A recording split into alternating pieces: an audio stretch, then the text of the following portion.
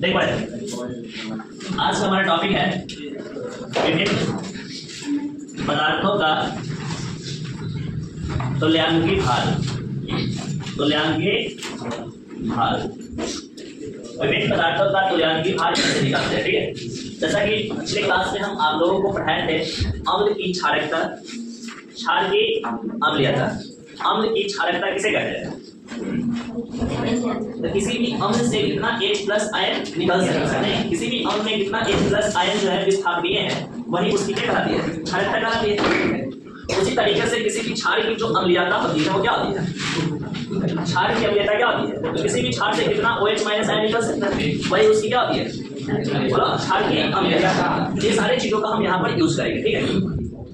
ऐसे देखो यहाँ पर जब बात करें विभिन्न पदार्थों का तुल्यांकी भार, तो तुल्यांकी भार निकालने का एक सिंपल सा फंडा है आपका क्या चीज? तुल्यांकी भार बराबर आप लिख सकते हैं तुल्यांकी भार बराबर लिख सकते हैं अनुभार। क्या चीज? अनुभार बटा क्या चीज? संयोजकता। क्या चीज? संयोजकता। अब अनुभार किसका, संयोजकता किसका, ठीक है। तो ये मान लेते हैं कि हम अम्ल का निकालना है। क्या किसका निकालना है? अम्ल का तुल्यांकी भार निकालना है, ठीक है। अम्ल का तुल्यांकी भार यदि निकालना है तो लिखेंगे यहाँ पर क्या चीज? अम्ल का, बोलो, अम्ल का अनुभार बटा अम्ल की संयोजकता। तो अम्ल की संयोजकता क्या है? उसकी क्षारकता है। क्या है? यानी कि यहाँ पर लिखेंगे क्या चीज? अम्ल की क्षारकता। उदाहरण के तौर पे हम लेते हैं क्या चीज कि हमको निकालना है H2SO4। H2SO4 सल्फ्यूरिक अम्ल का तुल्यांकी भार निकालना है। इसका तुल्यांकी भार निकालना है H2SO4 का, ठीक है। तो कैसे निकालेंगे? तो पहले इसका हम क्या निकालेंगे? अनुभार निकालेंगे, ठीक है। तो H2SO4 का अनुभार कैसे निकालेंगे? जिसमें जितने भी मतलब की तत्व मतलब की उपस्थित है सबके परमाणु द्रव्यमान को क्या कर देंगे? जोड़ देंगे। तो हाइड्रोजन कितना होता है? 1। हाइड्रोजन कितना है मेरे पास? 2। तो 2 गुणे 1 प्लस सल्फर कितना होता है? 32। तो 32 लिख देंगे यहाँ। और ऑक्सीजन कितना होता है? 16। तो 16 गुणे कितना है? ऑक्सीजन 4 है। इसका तो कितना जाएगा? 64 प्लस 32 कितना? 96 और 2 कितना? 98। ये इसका क्या आ गया? अनुभार आ गया, ठीक है। और हम जानते हैं कि H2SO4 को जब हम तोड़ते हैं जिससे कितना H+ आयन मिलता है? 2H+ ion. और SO4 2- सल्फेट आयन टूटता है नहीं, यानी कि H2SO4 की क्षारकता कितनी है? 2। क्षारकता कितनी है? 2 है। यदि हम यहाँ पर लिखेंगे H2SO4 का कौन सा भार? H2SO4 का, बोलो, तुल्यांकी भार। तुल्यांकी भार H2SO4 का कौन सा भार?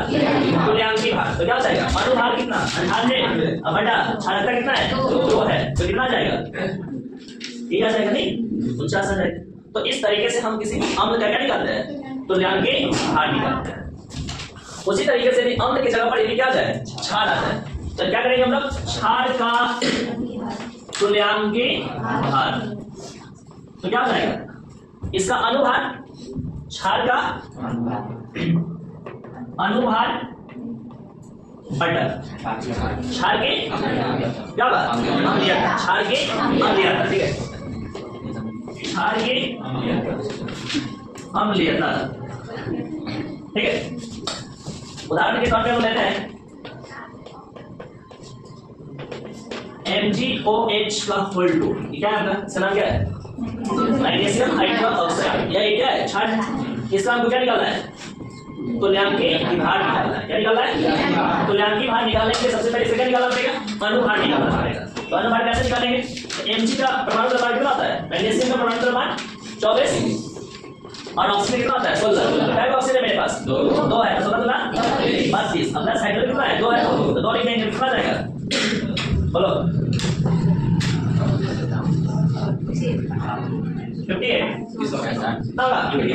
58 नहीं।